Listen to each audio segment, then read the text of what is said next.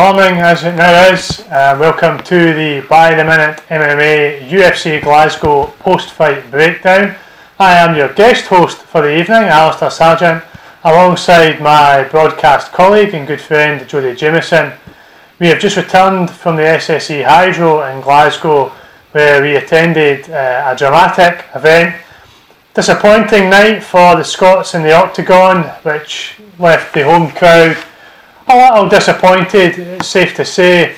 Jody, what is your take on tonight's events? Well, I think disappointing is quite an appropriate word, to be honest. I think it was one of those nights where everybody in the crowd didn't like won. Yeah. And that kind of brought the crowd down a little bit. Not to say anything too bad about the crowd, because to be honest, they were especially loud for the main card. But as a Scotsman, God bless Danny Henry, saving the Scots whitewash on the prelims. Unfortunately, we were whitewashed on the main card, but really good performance for Danny Henry, and he won a fight of the night bonus for it as well. So good. Yeah. Lad. So you mentioned there that Danny Henry won a fight of the night bonus. Talk us through the other bonuses that were handed out, if you can remember them. I can remember. Yeah. So there was the fight of the night went to Danny Henry versus Daniel Taymur. Performance of the night went to Paul Felder and Santiago Ponzinibbio. All four of them will receive an extra $50,000 each. Not a bad night's work, all told. And I think Henry and Timo was a fitting winner. You and I were busy in the press room at times during that fight, and the bits that we managed to catch, it was a real seesaw back and forth of the event, and the crowd were really got behind Danny Henry. They really got into it, and full credit to him because he looked in massive trouble in the first round. Well, for me, I missed the middle of the fight, and Danny Henry was getting lit up in the first round. I mean, Taymur's striking was just far too much for him. Danny never got you the blocks in the first round. I didn't think it was enough for a 10-8, but it was as clear a 10-9 as you'll ever see for Taymur. And then between that and the second round, it was actually Brett Johns came in the press room, and we went up to speak to him. Obviously, we can't see the TV. The volume's been turned down, so we don't know what the hell's going on. And then we come back, and it was sort of midway through the third round, and Danny Henry was in the mount. And I was like, all right, okay. So I asked one of the girls, Jade Morris, for those of you who might know her. I was like, what's changed here? And she was like, yeah, Danny won the second round as well. So it was like, okay, so we're in business. I mean, Danny's work at the end of the second round, at the end of the third round, was just priceless, to be honest. And there was one judge that scored at 29-26, so obviously they've scored a 10-9 for Taymur, and then they've scored a 10-8 for Henry in the second and the third. I'm actually quite looking forward to going back and watching that, but really pleased to see Danny Henry win his debut. He's the type of guy that probably would have been in UFC about a year ago, but he was actually champion in EFC, which is an organisation down in South Africa, and a lot of people were thinking if he won this fight, he was going to be signed for the UFC. He actually lost his title, went back and won it back, won another fight, and he's here now. So delighted for him. Edinburgh's first win in the UFC as well. No complaints. And Scotland's only win on the night as well, as you alluded to. That's some complaints. We saw a rather unusual, shall we say, finish early on in the prelim card. Galore Bafando. I hope I'm saying that right. I think so. Picking up the knockout victory. Have you ever seen anything like that? What you see once in a while is you'll see a guy be taken down, and they'll go. It's quite often something like a double leg or even a slam, and they will land flat on their back. And we're both pro wrestling guys. When you take a back bump, you tuck your chin. And occasionally you'll see somebody bounce their head off the mat, and that's them out. Roxanne Modafferi, who we actually interviewed a couple of months ago, she's lost twice in the exact same way like that. But I can't remember ever seeing it where the guy went face down and got knocked out. So Gaylor obviously picked him up, slammed him down, and I think credit's got to go to Mark Goddard, the referee, because I didn't see it live at the time. That was another one I missed. And when we saw the replay, the first thing that jumped out was how quickly Goddard noticed, because as soon as Ward hit the ground, his arms just went limp in front of him, and Goddard was there before he took any extra punishment. So that was great refereeing, but a very, very weird finish. Charlie Ward's had a weird start to his UFC career. He got knocked out after 50 odd seconds in Belfast last time, where he just got cracked a couple of times before he eventually went down, then losing like that. So it's not been a great start for Charlie, but we'll see how it goes. Hopefully he'll get a less weird finish next time. Yeah, it was something that really kind of unusual. If you've not seen it, do go and look on the By-the-Minute feed and check out the highlights. We did embed the highlight video of that finish into the feed, so you can check out that finish. Talk us through the card, or the kind of the co-main events of the card. Then we'll what we'll do is we'll go to the top with the main event, and we'll work our way down on the main card. We saw Santiago Ponzinibbio claim a first round knockout victory over Gunnar Nelson, and what was a bit of a shock result, I suppose. Nelson, the higher ranked fighter, and possibly the favourite, and definitely the crowd favourite. Yeah, definitely. For me, I think there's always this in MMA where it's grappler versus striker. Not to say that Ponzinibbio can grapple and that Gunnar can do stand up, but you always knew that if Ponzinibbio was able to keep the fight on the feet, he was going to have a chance. And in the end, I mean, Gunnar never had time to take him down. Yeah. I mean, you're talking like, I can't remember the exact time, but it was roughly 90 seconds when Ponzinibbio cracked him with a right hand. And as soon as he hit him with the right hand, it wasn't like the cleanest right hand you've ever seen, but he's got so much power that he was able to, I mean, it was the beginning and the end. Gunnar goes down, takes some shots on the ground. And that's that. He was in trouble quite early on in that. I mean, very early in the fight, Nelson. Even before the finish, there was an exchange that Ponzinibbio looked like he could give Nelson a really tough night. You know, and it wasn't a surprise when we saw that finish coming. Gunnar Nelson claiming in the post-fight press conference that he'd had a bit of a thumb to the eye, which had affected his vision. I'm not sure how much we buy that, to be honest. I think that's one of those situations where, like, obviously, like, Gunnar claimed it, Ponzinibbio got asked in the press conference, said he knew nothing about it. We've not had a chance to have a look yet.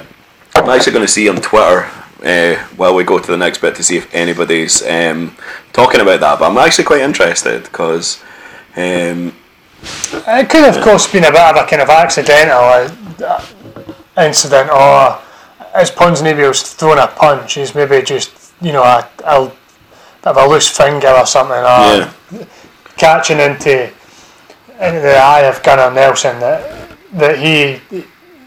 I mean, I don't think that he's making up the fact that he was struggling to see, but there certainly didn't seem to be a clear indication that Ponzinibbio had done anything. No one was really talking about it until Gunnar brought it up in the press conference, and that's always a bit of a sign. I'm just having a look to see if anybody's claiming it, but to be honest, there's nothing really on Twitter about it apart from the comments by Gunnar Nelson, which, I mean, I can cast judgment because I haven't looked at it back too much, but that's normally a telltale sign that, you know. Yeah, I mean, nobody's kind of picked up on it at the time as they're watching it back. Nobody's made that claim. So, in the co-main event, a bit of disappointment for Scotland's Joanne Calderwood, who put up a decent fight against Cynthia Calvillo. It was a hotly contested fight, but in the end, Joanne coming up short with a unanimous decision victory for Cynthia. Yeah, I think the interesting thing about this fight was that this is again one of those situations where if it stayed on the feet, you really fancied Joanne to win, and if it went to the ground, it was always going to be Cynthia's world. Whereas realistically, Cynthia only really had Calderwood down on the ground for about at most 2 minutes of this fight. There was the sort of minute, maybe a little longer in the first round to end the first round, and then there was the third round, which was the last, I think, 25 seconds. And to me, that was actually enough to win Cynthia round 1 and 3 on my card. I was a little surprised when I saw 30-27s by the judges, but I scored a 29-28 Calvillo. But to me, the big story of that fight was actually, in terms of Cynthia Calvillo, was that she kind of lived with Joanne on the feet for long periods of that fight. And if there's been one thing that Cynthia's first two fights have told us in UFC, is that as great as her grappling is, and her ability to take the back is phenomenal. She showed it off against Amanda Cooper, she showed it off against Pearl Gonzalez, and it's how quickly she took the back both times, especially at the end of the third round. Like, Joanne was saved by the bell with that rear naked choke, without question. I think in the first round, if Calvillo had an extra 15 seconds, that the fight was over.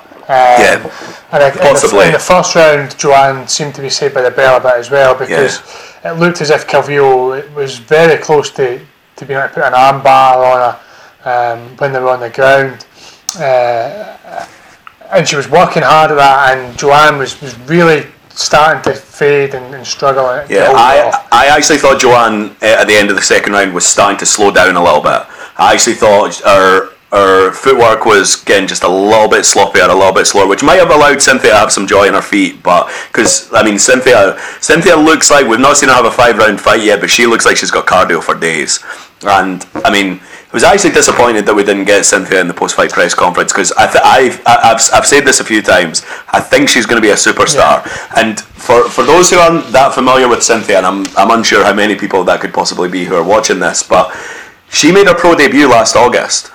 She won 3 fights outside the UFC. She got signed to the UFC at the end of February. She's now 3-0 in the octagon, with two finishes and one, when you look at the scores, reasonably lopsided decision against the number 8 strawweight, and against a bigger strawweight as well in terms of Joanne Calderwood's size. She's got the potential to be an absolute superstar. So I was again mightily impressed by Cynthia Calvillo, and from a UFC, obviously not from a Scottish standpoint, but from a UFC standpoint, especially if Joanne Calderwood does move up in weight, this was absolutely the best result for the promotion. Yeah, so good things to come from Cynthia Calvillo, and you've just mentioned there that the future for Joanne Calderwood probably holds a move up in weight to the new division at 125. Yes.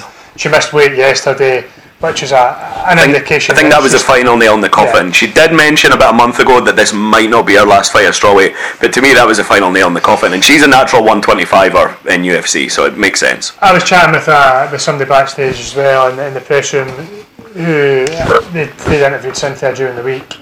Cynthia had been in the TV studio Joanne in the TV studio during the week, and she told them she was drained, that they said to me, that she didn't look particularly well. She looked tired. So obviously making the weights too much of a challenge for her. The thing is, when you think about like weight cutting, and you're more of a boxing guy than an MMA guy, and when you think about like the small gaps between weight classes in boxing. Now, UFC for the last few years have ran 115 women and 135 women. Now you're talking like, this is very, very quick maths, but you're talking like 1/7 of a body weight between each weight class. So you're talking like, if you weigh 135, you either fight at bantamweight at your natural weight and you're undersized, or you cut 14% of your body weight to make 115, and it's not healthy. I don't know how much Joanne walks around at, but it's not healthy for her to be cutting at 115. But if she's fighting at 135, she's probably giving up a lot in terms of reach, and her game is she might not actually give up that much in reach, just because she's actually very, very tall for strawweight, but she'd certainly fighting at 135 she'd be giving up size. That's definite size, and with her already being a little bit of an unpolished grappler, that's certainly not going to help against someone like an Amanda Nunes, for example. No. So coming down the card, another defeat for a Scottish fighter. This is a theme, folks. Paul Felder picking up the victory against Stevie Ray, and Paul spoke in the press conference afterwards. Tragic circumstances, recently lost his father. So for him, for all we were disappointed from a Scottish perspective at Stevie Ray losing, for Paul Felder to have faced that challenge, losing his father during his camp, for him, pleasing for him that there was a happy ending. Yeah, definitely. I think it's funny actually, because the guy I was sitting next to when that fight started, like, I've loved watching Paul Felder the last couple of years, and for me, I basically said to him, I've been really looking forward to seeing Paul Felder fight live one day, and it sucks that I want him to get chinned. Yeah. You know what I mean? So it's like, it like in that sense it was mixed emotions, certainly, because like Paul Felder and Stevie Ray are both two very, very, very, very likeable lightweights, normally lend themselves to reasonably exciting fights as well, especially Paul Felder, to be honest. Paul Felder's had some great stand-up fights the last little while, and yeah, it was, I mean, considering the circumstances, I actually didn't know about that. I'm normally on top of stuff like that, but I didn't know that had happened, and it must be just quite vindicating to go through go through such a personal tragedy, come out the other end with a positive result in the cage, and as he said in the press conference, it hasn't really sunk in with him yet, so he's almost going to spend some time missing his dad. So I mean, best of luck to Paul Felder. And I think the one thing that was really quite pleasing about Paul is that he came across so well to the Scottish crowd that they couldn't help but applaud and cheer him during his interview. I think as well, obviously the circumstances of Felder's personal life did spare him a bit of the ire of the crowd that Cynthia Calvillo was subjected to. I'll come back to that in a second. When the decision was made, a lot of booing, and I was in the arena at that point, couldn't hear a word that she was saying in the press conference. I was great side. I don't know what she said, and that wasn't the case for Paul Felder, and deservedly so. Going back to Cynthia Calvillo, actually, I don't know what happened, and we didn't get a chance to speak to either Cynthia or Joanne in the post-fight press conference, but there was a little bit of afters between Joanne and Cynthia in the cage before the decision was read out. No, nothing physical, but a lot of words.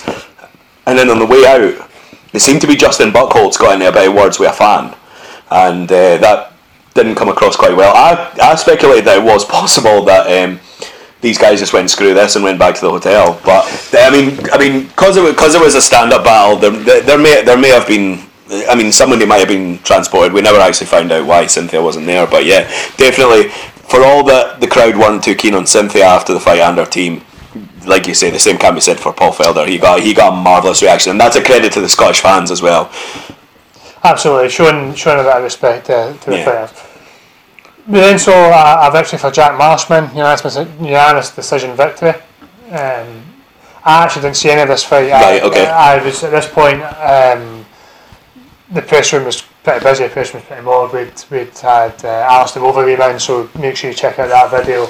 And we had Khalil Roundtree, and so we'll get to just briefly. So I didn't actually see any of this fight. Right. Well, basically, Jack Marshman, for the first 10 minutes, just boxed the head off him. It was clearly 2 rounds up. Jack Marshman's a boxer by trade, and his striking looked great. Ryan James is a bit rangy, but he's more of a wrestler jiu-jitsu guy, so he didn't really. He was just getting his head boxed off. Great chin though. Really impressed by Ryan James' chin. I was like, Marshman probably would be 50 grand richer if James was willing to go down, to be honest, but he took it very well. Third round, Jack kind of took his foot off the gas a little bit. What happened was Ryan James spent the majority of the first 2 rounds with his back against the cage, whereas he knew he had to push the pressure in the third round, and he came forward. He pushed Jack back. He had a bit of success, and Jack, I'm hesitant to say that Jack coasted through the third round, but certainly he shouldn't be losing a round that was exclusively stand up to Ryan James, and he did, and it was 29-28 across the board. That was how I scored it as well. I think, to be honest, it was one of those where it was the only possible way to score the fight. But Wales went 2-0 again tonight. They did it in Belfast when Marshman and Brett Johns made their debut. Marshman had a loss in Halifax, Nova Scotia in February, and then they're another 2-0 night here, so very, very, very pleased for Wales. They're definitely, the Welsh MMA is absolutely going in the right direction. And there was a good contingent. There was a good Welsh contingent. I saw plenty of people out there in the red Wales shirts. But we were trying to get in. They were there early, so it was good to see them supporting their guys as well. They were noisy. So previous to that, on the main card, we're going to talk about a Scotsman lost. Another Scotsman losing, Paul Craig, and he took quite a nasty looking knockout to Khalil Roundtree, and Khalil actually looked quite concerned for Paul after the knockout, which suggests that there was there had been a wee bit of damage done by that knockout. Big time. Demonstrating the power that Khalil Roundtree possesses. Yeah, Khalil's a really interesting one, because like before this fight, I kind of talked a little about how Paul Craig likes to grab people, and obviously you see a lot of takedowns where the guys take them down and end up in top position. Paul Craig's quite happy to pull a guy on top of him and pull them into his guard because he's so good off his back, but Khalil wasn't the type of guy who could do that to in this fight. And in the end, he ended up... Paul Craig had to take him down because he was never going to win a striking battle with Khalil. Khalil's slightly more technical, but he's 10 times more powerful. And he showed that against Daniel Jolly last time out, and this time Craig had, like, I'm hesitant to say Craig had no success, but he didn't have a lot of success in that first round. He was clearly behind, and then Khalil caught him with the left hand, and it was game over.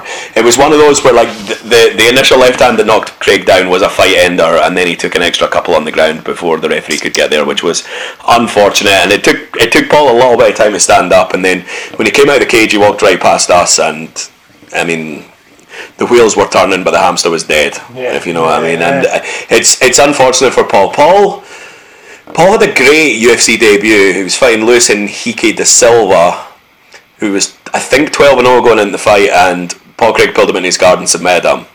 Then he came up against Jolly. He came up against Tyson Pedro, and Pedro knocked him out in March. And it was a reasonably close fight until the shot that did him in, essentially, and then he finished him off on the ground. This time, this wasn't as close, and I think Khalil's definitely going in the right direction in that division, but I don't ever see Khalil being among the top contenders.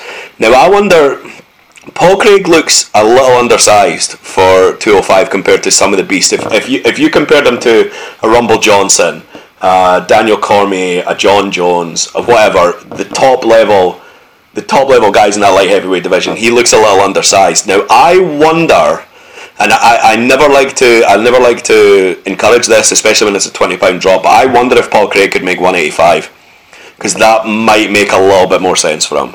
I don't want him to kill himself to make 185, but he's certainly at a crossroads at the moment, because he came in with such fanfare after that win over Henrique da Silva, and that's 2 knockouts in a row since. Yeah, I mean, Khalil spoke quite well in his. He's a really nice guy. His post-fight press conference, and he talked about trying to avenge that loss. Yeah.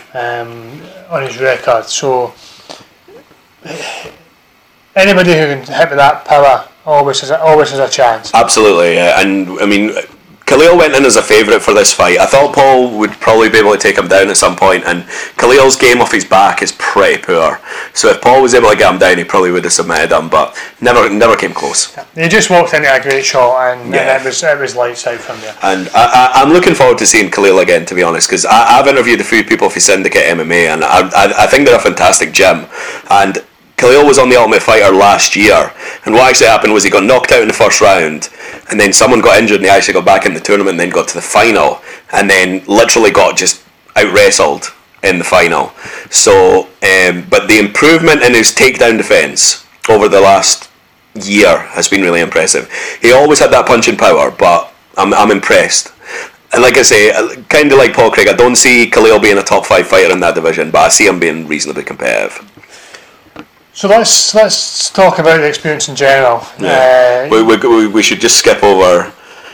James Mulheron lost to Justin Willis in a pretty terrible fight to open the main card, and that's all we really need to say. Yeah, I think it was like we spoke on the way to the venue about why I always feel that there are so many fans who will tune in just for the main card. So you want to start with some action on the main card, and that was a fight that on paper was going to be boring, and in the cage there was just nothing to the fight. I think we're doing it a favour talking about it in those terms. Yeah. So we'll gloss over that. Let's talk about the experience as a whole. Yeah. You were ringside, or you were cage side tonight. Yeah. How was that for you? Really good, actually. It's this is the third event I've been at live with By the Minute, and both times we've obviously had access backstage, but not being able to go cage side. And for this one, it was brilliant, to be honest. It's so much easier as well, but you're able to soak in the atmosphere. I was able to take a few videos. You're not allowed to take photos or take videos of the action as it's happening from press row, but you can obviously take photos of the crowd. Like, we were able to do walk-ins and stuff like that as well. You get a nice feeling of the atmosphere as well, because it's coming from all around you as well. But obviously, just being cage side, it's funny when you're in the building, because I know from past experience, just being in the building, that sometimes when you go home and watch a fight back on TV, it looks completely different to what you've seen in person. And I do think you get a better feel for the fight when you're there in person than you do on TV. That's something I've always believed. And it was great to be sitting octagon side. Just great experience, and I think something every MMA fan would love to do, and deep down that's what I am. So it was a brilliant experience, and we'll hopefully do it again pretty soon. we've talked about the official UFC awards that were handed out, and I'm going to ask you to make yours. So, performer of the night. Performance of the night, you've got to go Santiago Ponzinibbio, to be honest. I would probably argue Khalil Roundtree over Paul Felder, purely because I felt that Khalil was more dominant over the duration of the fight. Because Stevie Ray and Paul Felder, to me, was a very, very even fight until they got in the clinch and Felder caught him with the knee, and that was all she wrote. The start of the game over. But to be honest, I thought Khalil completely dominated that round. Craig had no success whatsoever, and then he knocked him out. Yeah. So for me, I would go Khalil Roundtree. There was a couple of them on the undercard. Because sometimes they won't do fight of the night, they'll sometimes do performance of the night bonuses, and I'd probably go after that. I'd probably consider. Well, I suppose you would go Paul Felder for the third, and the fourth would probably go to Danny Roberts. Actually, the headline, the prelims, he had a brilliant knockout. So, but fight of the night for me, it's hard to judge because the fight of the night, I only saw half of it. But I thought the very first fight of the prelims, Leslie Smith versus Amanda Lemos, was actually going to win fight of the night. It's a tremendous fight. Lemos, I thought won the first round. It was a really good stand-up battle. Leslie wasn't out of it by any means. It was a really, really close first round. And then when Lemos started to tire, because Lemos was quite happy to fight with her back towards the cage and counterpunch her. But as the second round went on, Lemos, you saw she would bounce her back off the cage, and every time she bounced her back off the cage, she couldn't go sideways. So Leslie Smith would just fire off body shots, and that was eventually after the third or fourth time she did that where the finish came from. It was a great fight.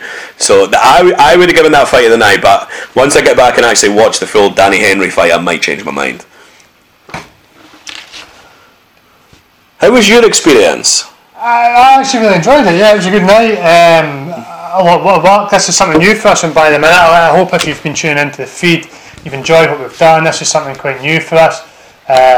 We've tried our best to bring you a real multimedia experience tonight. We've tried to give you photos, we've tried to give you videos, and we've obviously had Jody's amazing text updates. So I hope you've enjoyed that. It was a great experience for me to be back there.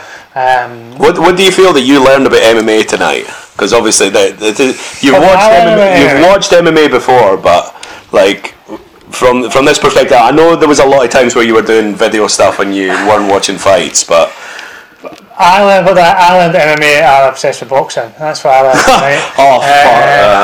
And they're desperate to ride boxing's coattails to that big pot of gold. The thing is, like 99% of the time, I would just argue with you. But this, to be honest, when we did media day on Thursday, I was there and you weren't. I never needed to hear Conor McGregor versus Floyd Mayweather ever again. It was like Gunnar Nelson came in for his scrum. He was there for about 20 minutes, and he must have spent about 15 of them answering questions about Conor McGregor and Floyd Mayweather. He was the main event. You know what I mean? It's like, show a bit of respect. Absolutely. No, probably in all seriousness, I think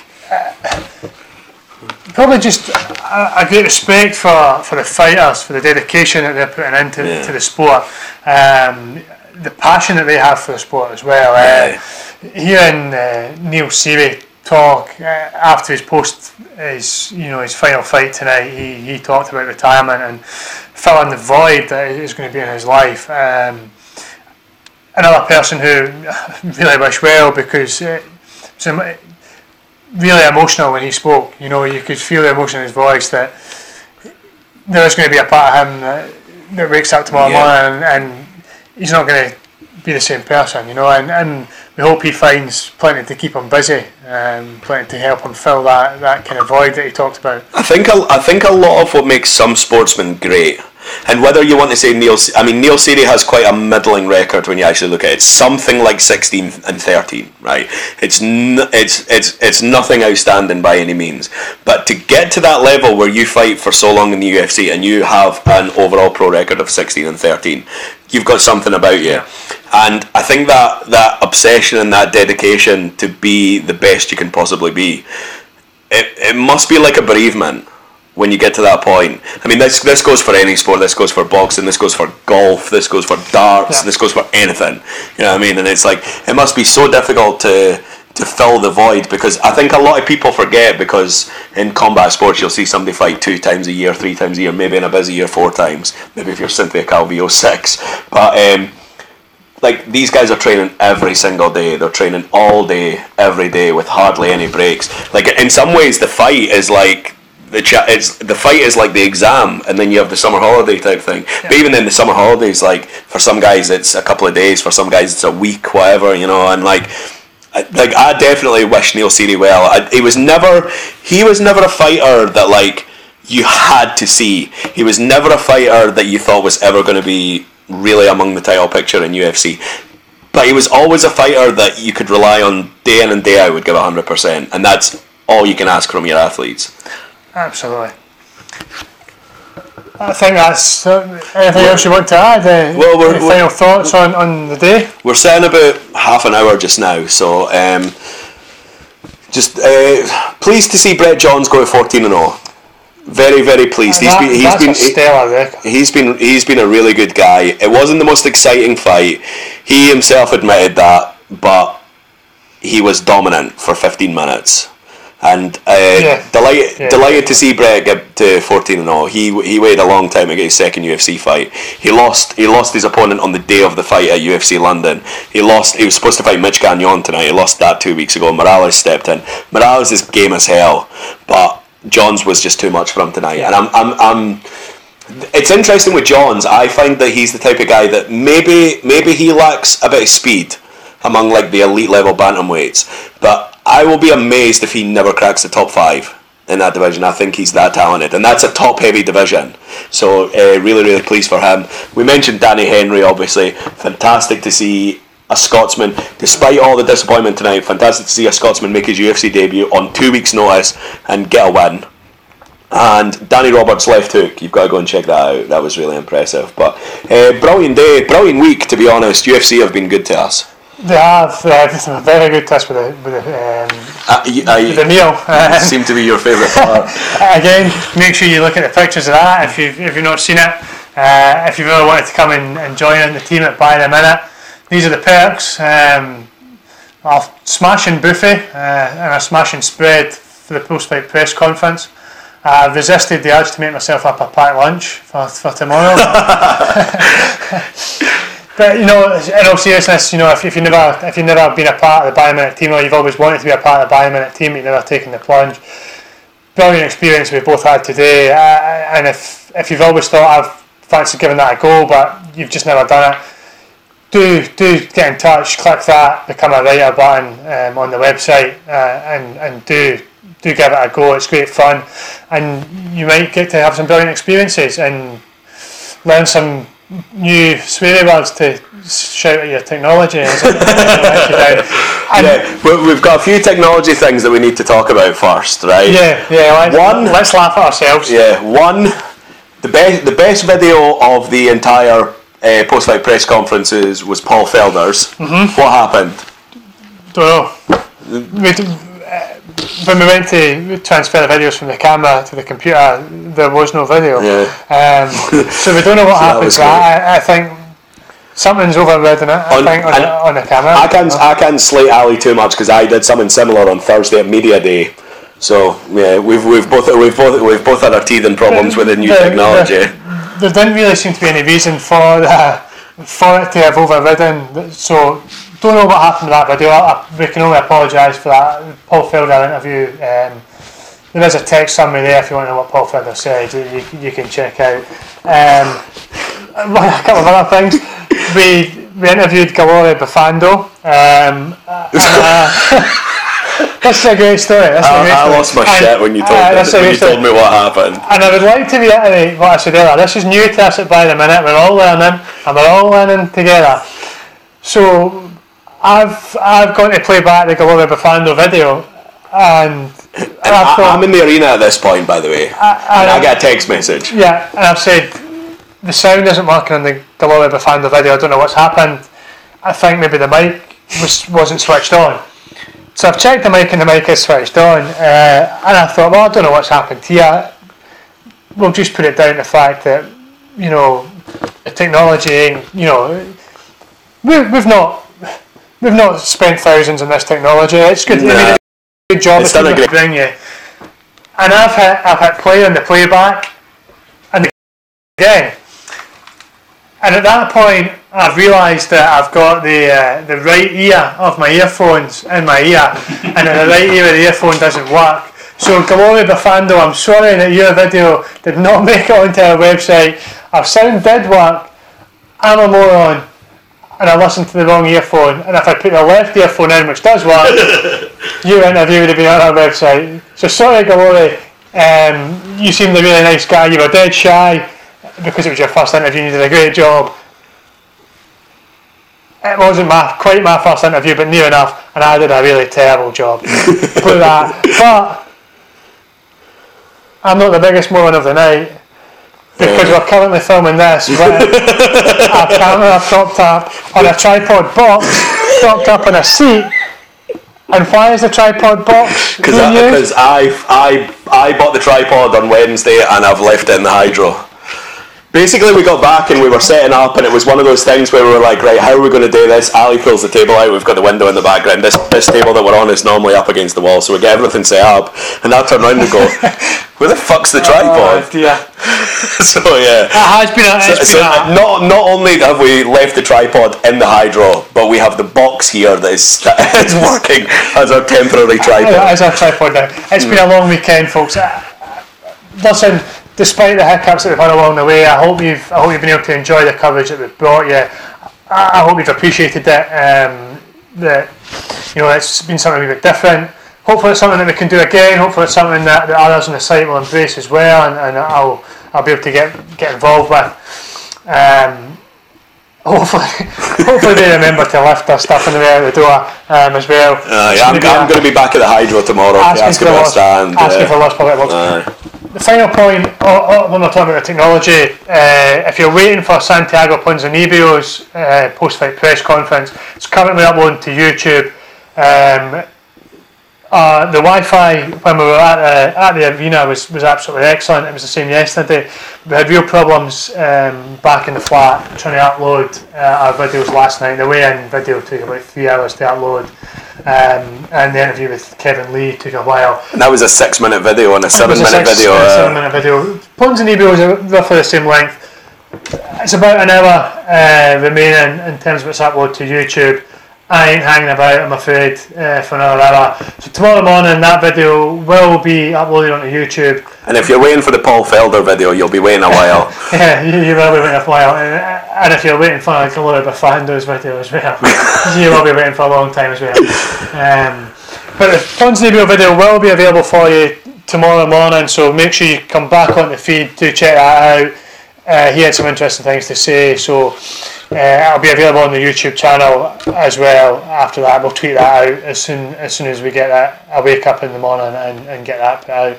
But it's been a long day, and I'm sadly not going to sit for another hour and whatever it's going to take to upload this video and then get it out. But it is coming. But don't blame me. For once, don't blame me. Blame my Wi-Fi. It's not my fault. It is my Wi-Fi's fault though. What can you do? Any final thoughts? Nah, I think really good event. Big thanks to the UFC for giving us the access again. UFC have treated me pretty well over the past year. Big shout out to the fighters. Always very, very generous with their time. Yeah, always happy to stop. Very, very down to earth people. The type of people who get asked a stupid question and will still take it at a reasonable face value, which is a credit. And some sort of reasonable answer to it as well. Yeah. They will improve your question with their answer. Absolutely. So thank you very much for joining us over the past 4 days it's been, but 3 days of UFC action. Thursday for the media day, which shows you a stellar job on. Yesterday's weigh-in and today's action-packed main event. Make sure you stay tuned to By the Minute for... I forgot to show out our credentials. Yeah, there we go. Check that. Certified. I'm going to go for the blue tick on Twitter tomorrow. That's mine. But yeah, make sure you stay tuned to By the Minute for the best updates of absolutely everything that ever matters. stay tuned to the By the Minute MMA channel. We'll have some more things coming up there in the next few weeks as we build towards Floyd Mayweather versus Conor McGregor. And thanks very much, Jody, for having me along. Well, to be honest, it's been a pleasure, because the last 2 times I've been on my own, and what we did this weekend would have been impossible to do myself. So it's been a pleasure. It's not the first time we've worked together either. So it's not. No, it's always a pleasure. It flowed. And most of all, thank you very much to you for tuning in.